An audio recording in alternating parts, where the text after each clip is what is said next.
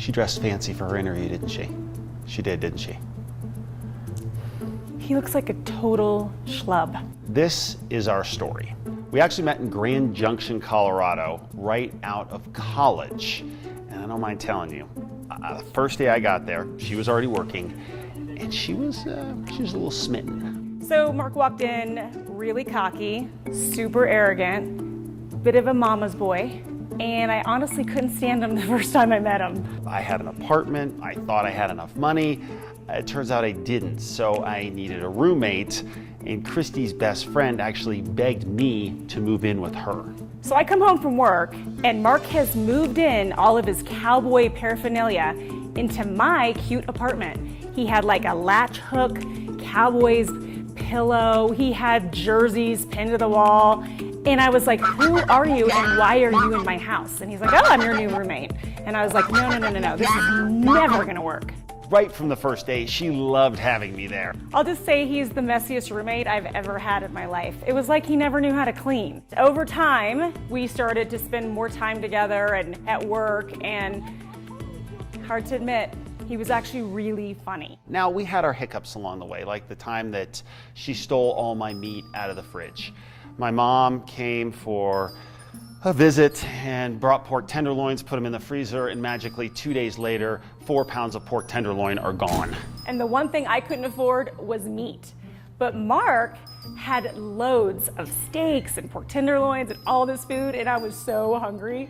So I might have taken a few pieces here and there. When you look for a job in TV to go to the next market, you make what's called a resume tape. Well, one day I may have accidentally taped over her resume tape with one of my own. So she eventually found, as she went to put in her fresh resume tape, that she got a big old dose of me. So the worst fight Mark and I ever had was I came into the newsroom and I was getting ready to apply for a new job. I'm getting ready to take my resume tape and make a recording of it to send off to the news director. And I pop it in, and what do I hear over my face is Mark Ronchetti doing la la la la la la la la. I came out of that editing bay and I lit him on fire. And then there was the time she decided to do the weather. Brutal. I've never done this before. Such a jerk. I will tell you that just being able to work with Mark, he became my very best friend. And honestly, I've never enjoyed working on camera with somebody as much as I have with Mark. But when I left Grand Junction, that was really hard. It was really hard to know that everything we'd been through was kind of over. At least that's what we thought. The victims of this twister will spend their holiday. He took another job, and I moved on to Louisiana to work in TV down there. But he was my best friend, and I think we talked almost every day. And then came the wedding. So I met a guy, and he was super nice, and we eventually got engaged. I was just fired up to go to the wedding. And let me tell you something, this wedding was awesome. I mean, it was in Malibu. I brought my girlfriend. It was good. Mark showed up with a beautiful girl who was also our friend, and as luck turned out, she caught my bouquet. As great as the wedding was, the actual marriage? That marriage, sadly, unfortunately, kind of dissolved fairly quickly. Mark really kind of, I don't know, helped me put my heart back together. I will tell you that Mark asked me out no less than like 40 times, and I pretty much said no every single time. So it's probably kind of embarrassing when you keep asking out a guy friend of yours, like she did with me. But look, I just thought we were better being friends.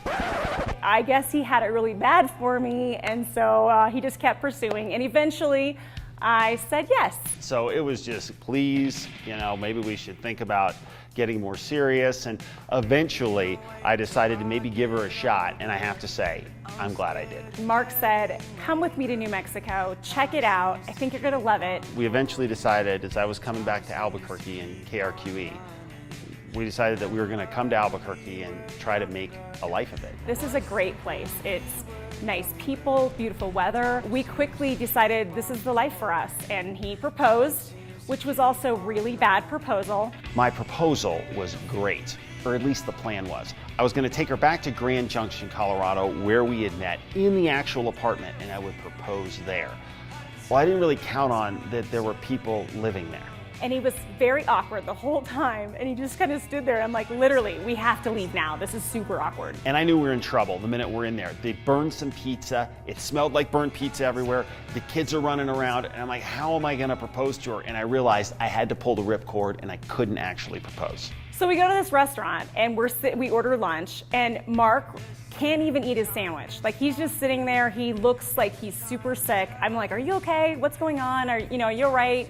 And he's like, I think we should go up to the mountains for a while. And I'm like, the mountains? We just get to the third turn up. We go off to this butte, and I basically just hand her the ring and say, will you marry me? He totally jacked up the proposal. I mean, nothing came out except for just, hey, here's my ring. Be my wife. I mean, really? Come on. And from there, we were off and running. The first thing we did was have a lavish wedding akin to the royals. Oh yeah, it was great. The weather guy over here said it's gonna be 75 and beautiful. Let's do this outside. No, I said most likely it would be. Oh, I got the forecast There's right. a 60% chance that it's gonna be totally windy and freezing and awful. If you look back at the pictures of our wedding, you just see my mom and my brother just freezing in the everybody was pictures. freezing. It Yeah, was awful. We had our first daughter, Ava, and she was born in 2007. Yeah, she's funny, she's smart. She will chime in and do anything that we want to do. We enjoyed having Ava so much, we had Ella 18 months later. That wasn't planned, by the way. So, Yeah. And she came out literally laughing the first day. She was laughing, which they say babies don't laugh on the first day. Ella did. Ella is so much fun, and those two together are so unique because they're so different, and they make our family sort of this unit that we just are so blessed to have, and we feel like God's given us something that we would never have deserved or even thought to even ask for. Yeah, we're very blessed. At the end of the day, our song will never fade.